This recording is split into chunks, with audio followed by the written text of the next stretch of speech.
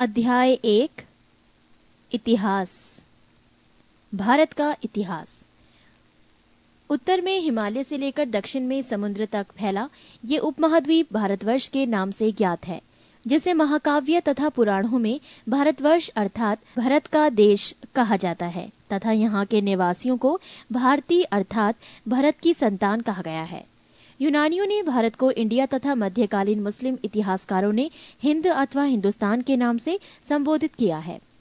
भारतीय इतिहास को अध्ययन की सुविधा के लिए 3 भागों में बांटा गया है: प्राचीन भारत, मध्यकालीन भारत एवं आधुनिक भारत। प्राचीन भारत। 1. प्राचीन भारतीय इतिहास के स्रोत।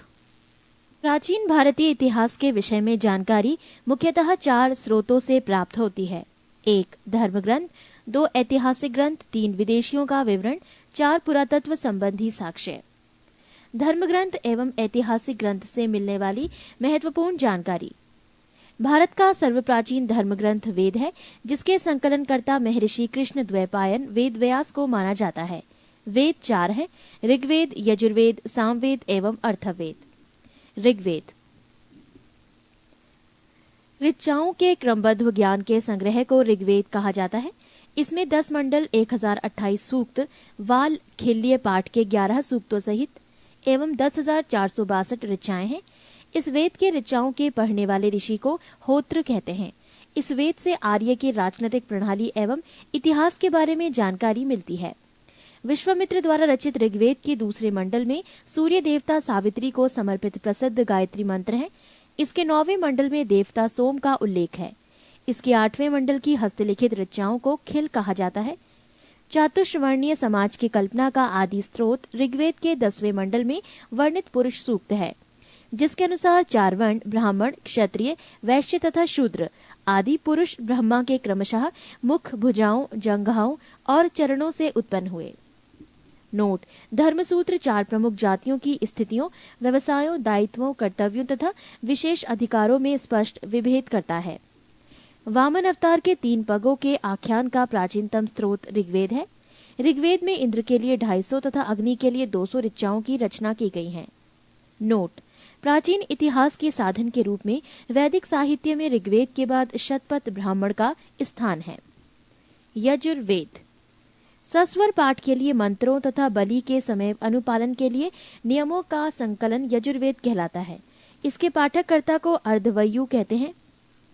ये एक ऐसा वेद है जो गद्य एवं पद्य दोनों में है। सामवेद ये गाई जा सकने वाली ऋचाओं का संकलन है। इसके पाठ्यकर्ता को उद्रात्र कहते हैं। इसे भारतीय संगीत का जनक कहा जाता है। पृष्ठ 2 अर्थवेद। अर्थवा ऋषि द्वारा रचित इस वेद में रोग निवारण, तंत्र मंत्र, जादू टोना, शाप वशीकरण, आशीर्वाद, स्तुति, प्रायश्चित, औषधि, अनुसंधान, विवाह, प्रेम, राजकर्म, मातृभूमि, महात्म्य आदि विविध विषयों से संबद्ध मंत्र तथा सामान्य मनुष्यों के विचारों, विश्वासों, अंधविश्वासों इत्यादि का वर्णन है। इसमें सभा एवं समिति को प्रजापति की 2 पुत्रियां कहा गया है। नोट: सबसे प्राचीन वेद ऋग्वेद एवं सबसे बाद का वेद अर्थवेद है। वेदों को भली भांति समझने के लिए 6 वेदांगों की रचना हुई है। ये है शिक्षा, ज्योतिष, कल्प, व्याकरण, निरुक्त तथा छंद। भारतीय ऐतिहासिक कथाओं का सबसे अच्छा क्रमबद्ध विवरण पुराणों में मिलता है। इसके रचयिता लोमहर्ष अथवा इनके पुत्र उग्र श्रवा माने जाते हैं। इनकी संख्या 18 है, जिनमें से केवल 5 मत्स्य, वायु, विष्णु, ब्राह्मण एवं भागवत में ही राजाओं की वंशावली पाई जाती है।